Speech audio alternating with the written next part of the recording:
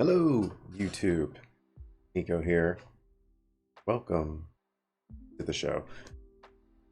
Today, I wanted to go over one of the newer features in Clip Studio Paint, version 2.0. It's a feature I've been playing with quite often and that I really like. I think it's one of my favorite features, and it's the one I was most excited about. And I'm talking about the shader assist. This is like a bit of a godsend. And like most features, it's not absolutely perfect or flawless, but I have been playing with it to see what can I do to make the most of it. And I've come up with a couple of techniques that I don't think a lot of people initially think of or would do, right? This comes from my crazy experimentation and whatnot, right? So without further ado, let me go ahead, get into it so I can show you this sort of technique. This is how you make the most of Shade Editor, right? Because if you go off the default, right? So let's go ahead and get into it. I have a little head portrait here that of a character I kind of illustrated, not like any character, just some random dude. So if we go into Clip Studio Paint here and we select Edit, and we go down to Shading Assist. And if it shows up, it's loading. All right, yeah, awesome. So if we go down to Shading Assist, this is actually one of my presets. This isn't the default, so let's select Standard, right? So you select Standard, you have this thing right here. Hold on, let me shift it over. All right, so you have this thing right here, which is essentially controls the light direction and kind of the radius of the light. So you can shift it like that. It's a little brighter. You can bring it in, more darkness. You can change the directional light. Sort of like that. So it's pretty like effective for getting like a base idea of like the shading and everything. It's a very interesting tool, right? And I was curious as to how they approached it, if they put it all on like one layer or they mixed it up in a variety of methods. And what they do is, like, you can tell over here by the levels and the blending modes that they pretty much make these like different layers. So level 1 and level 2 are the highlight layers, so they're using the screen blending mode. Level 3 and level 4 tend to be like the shading layers, so they use multiply, although level 3 uses like pure white. So pure white multiply doesn't do anything. I don't know why it's set up like this. Maybe it's just it doesn't want like an actual color to be filled. But if you wanted to smooth things out, you could like drag the color over and it will start like filling in like a different shade, right? But maybe like for the style is going like typical anime, you don't want it to have like such a strong essence, right? So you can like switch it back to pure white and you get like the base skin tone. Anyway, that's just a quick rundown of like how it works. And you can switch the light source from directional, the ball light. Sometimes I find ball light is a little more reliable because directional can be, I feel like it's situational when you want to use it. You're probably gonna have to play with settings every time you touch it. But ultimately, I do think it's quicker than actually shading. But ball light is essentially kind of acts like a sun, and I feel like it's a more accurate interpretation of like light and how it interacts with objects. Because I think most sources of light are pretty much ball lights, unless you're dealing with directly the sun. So yeah, essentially everything else is a ball light of some sort. So that's why I think like ball light is just ultimately better, right? But if we start off with like the standard settings here, it's pretty neat. And like, let's say just put a generic top left angle. It's not perfect, right? It doesn't take into consideration the line art and like the contours with that. And maybe if I combine it with the line art layer, may have to do some real-time experimentation. But in my experience, because it doesn't like register the lines or the contours, it's like, yeah, we don't shade where those shadows should be because we're not aware of a contour there. So that might be something for me to play with. But overall, you can tell it comes up with pretty basic like shading methods, right? Just basic shading methods. It's not too intricate. It's just typical cell shading. It doesn't get too dark.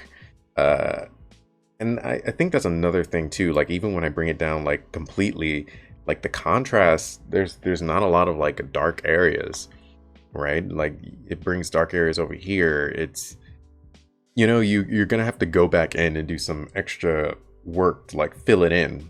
And you can like play with the amounts here. You can bring it up, but and it does a little bit better because, you know, it brings it in more. But still, there's some key areas where it's like, yeah, I definitely need this shadow to be here, and this shadow wouldn't be here. So it'll take some playing with. But the main reason I wanted to bring this up is because even if we go ahead and do this, right? And hold on, let me prep a layer for later, because I do want to do that experimentation. As soon as I finish this auto saving, virtually invisible to new layer. Okay.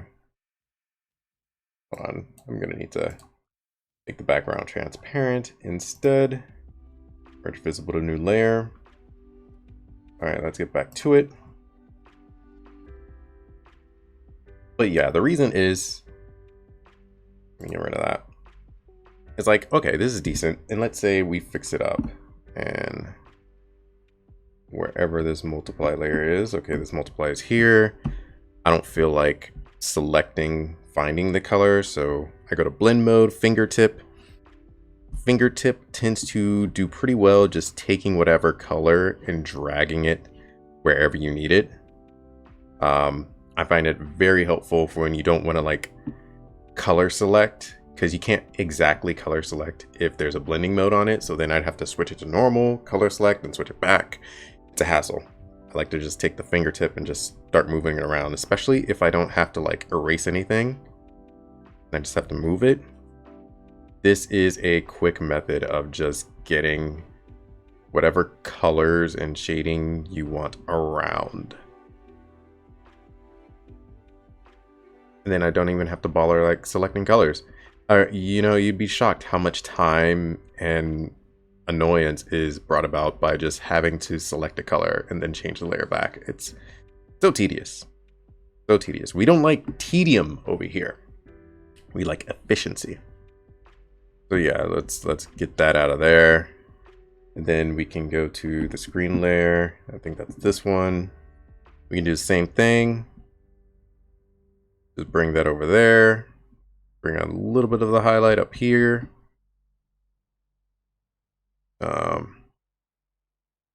We'll bring in some of his jaw. We don't want this to be like exactly over there, you know? Just a little bit of form to the face. Go back to the multiply layer. So we're just kind of just fitting in where these shadows should be. And just kind of placing them in a little more accurate positions. And I want to get to the things that I know kind of work first, because I feel like they'll be faster, and then we can experiment a little bit later on. There should be some shadow here. So we'll bring this up.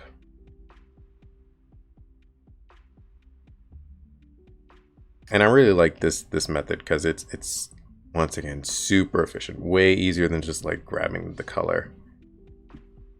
Because the point of this tool is honestly to save time on shading, and if you have to do so much layer management, you're really not saving that much time.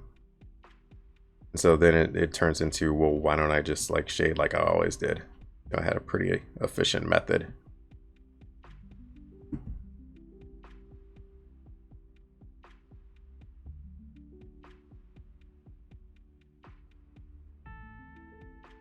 All right, that's good enough.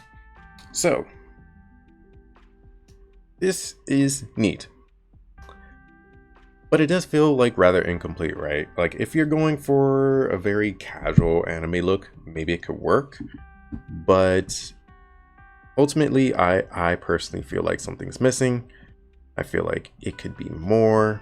It's playing it very safe with the colors. There's not a lot of like variation, contrast, personality. It's very mild. It's very mild, isn't it?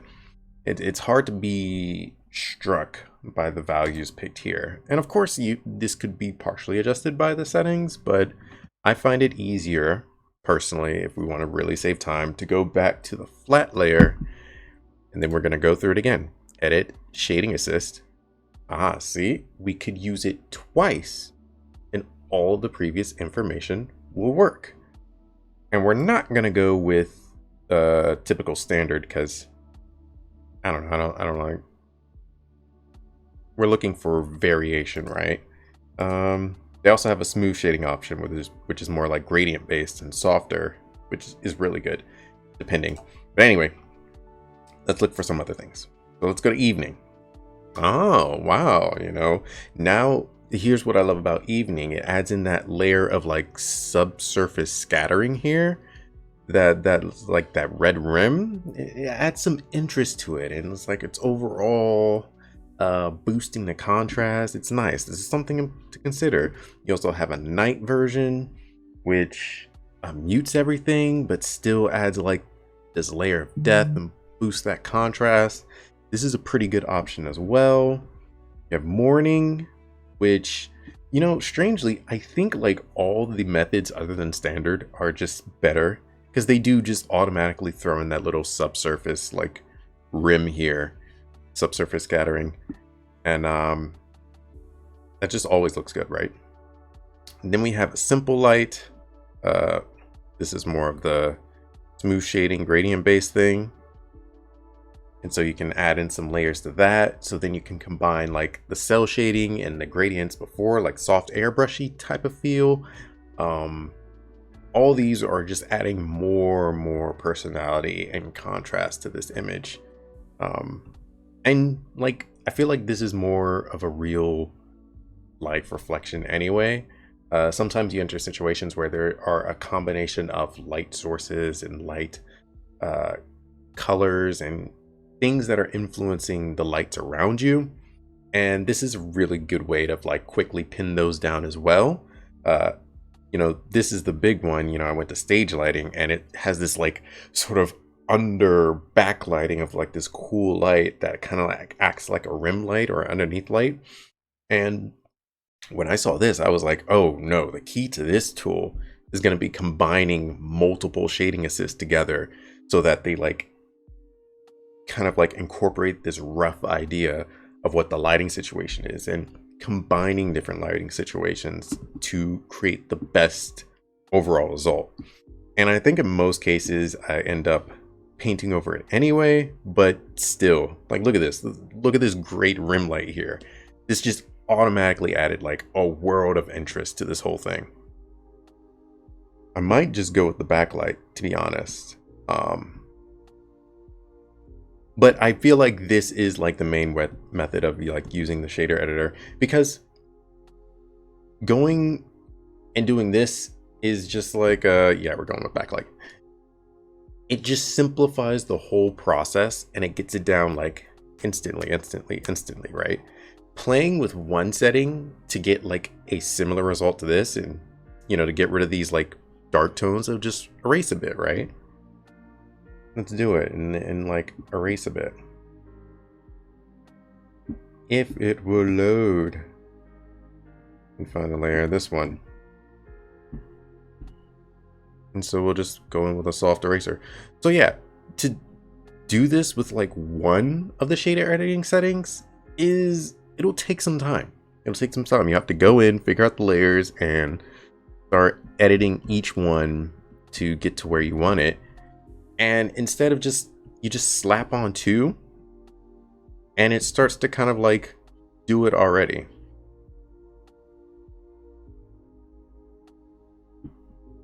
And then you only have to make like slight adjustments to get the results you're looking for.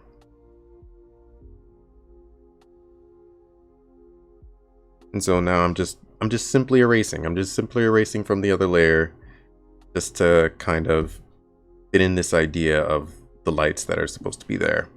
I'm just using a little soft eraser. If you want like more texture to the overall thing, you can use like, you know, one thing I love to do is use a paintbrush, not that one, a paintbrush, and like switch it to transparent, and then you can get like, you know, the hard textures of like a brush whenever you do that. So that's also an option. You know, whichever method works for you. And we're switching back to like the fingertip tool to make sure we get some hard edges in combination with our soft edges. Yeah. And so we'll go back and erase a bit, just pick a few areas. The soft blended erasing.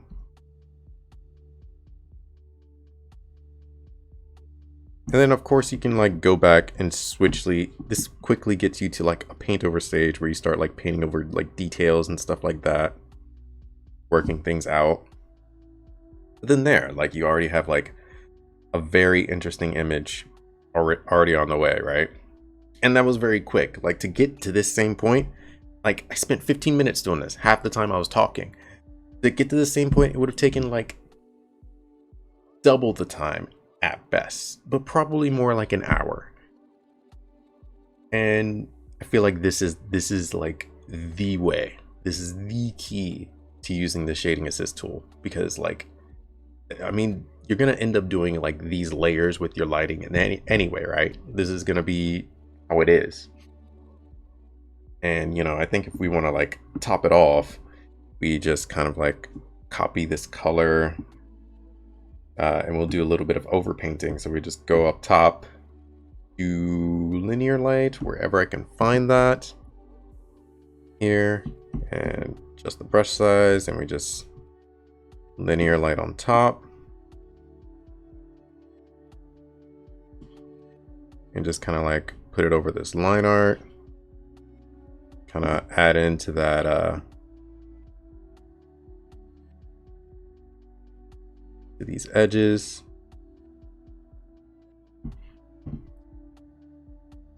Once we get rid of some of these contours, it gives it a little more kind of like personality or something like that's exactly what I'm looking for, personality.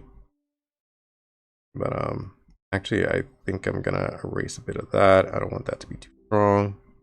Actually, rather that be right here, a little thing right here. Maybe we go down here and blend that in more. So yeah, and if we want to do even more contrast, we could slap on a multiply layer on top of this, right? And once we slap on the multiply layer, we just make it even darker.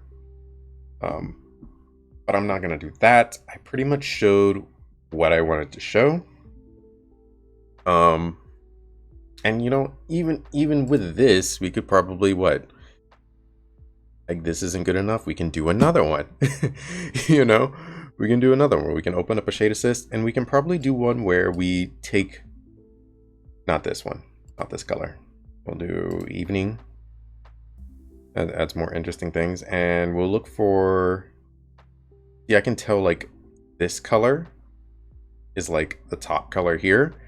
So if we just change this to white, since it's a multiply layer, because we learned earlier, multiply layers do not work if they are white. We change it to that. Boom. Now we just have the shadows becoming darker rather than the lights kind of like, rather than the whole thing getting darker, right? Because we don't want our lights to change. We just kind of want the shadows to change. Maybe I'll change this to smooth shading. Not the lights, increase the darks. It's using the layer color. I don't want to use the layer color, use base color. There we go. Use base color. Let's make this warmer, more red. Make this a little more purpley. Too purpley. Let's desaturate that a bit. And probably darken it a bit.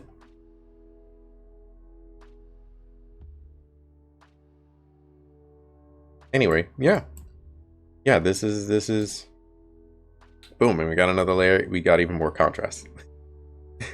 You know, and you know, we can go to this layer. It's called shadows. We just adjust it, just the luminosity. Maybe we didn't like that hue. We can change it. It's very easy stuff. Very easy stuff. This is normal. We can change the multiply. Anyway, besides the point, you could just keep layering on shader assist on top of each other, and it pretty much starts painting the image for you, and then you just decide what edges you want, whether you want them to be hard or you want them to be soft. And it's incredible. That's incredible. 20 minutes and I got here, like just clicking buttons. It's so easy. So I'm gonna get rid of all this real quick. I'm gonna pull up this one, and we're gonna do the experiment. I want to see if using this with contour lines makes any difference, because so far I have not done it on my contour layer, because I like to keep my line art separate, obviously, for, you know, understandable reasons. You know, merging all your layers into one is typically not a good thing. Makes it harder to make adjustments and whatnot. But wow, there we go. I think, okay, these aren't good examples. Okay, evening, I'm not sure if it changed that much, right? I feel like it detected the line, the contours a little bit more, but you still have this section under here that's not being addressed. What about night? Night's pretty good, but I'm not sure. Yeah, night's a little better than it was before, because it's at least going under the jaw. So maybe it does detect it. Let me see if I can get evening to like detect it a bit. Okay, so it's registering. If you adjust the settings, it is registering the jaw there, which is something it didn't do.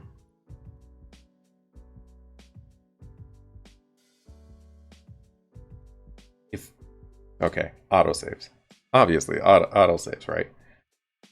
Yeah, and if I do the same thing here, I don't think it's going to detect it. We go to evening. Yeah, it doesn't detect it. So it does take your line art into consideration, which is another huge factor. That's massive, because you can just make a new layer, keep your original line art, and just shade underneath it, so it takes your line art into consideration, and your colors, your shading will be even more accurate. I mean, I was using it wrong the entire time. You should combine all your layers, then it can detect it. That's freaking mind-blowing, dude. That's incredible. That's incredible. And you know what? I feel like you can, unless you're using like a smooth shading method that uses like the layer color, you could literally do it on like a flat color. You don't even have to decide your colors yet. You can just decide the lighting and use the color theory of the lighting and kind of decide that.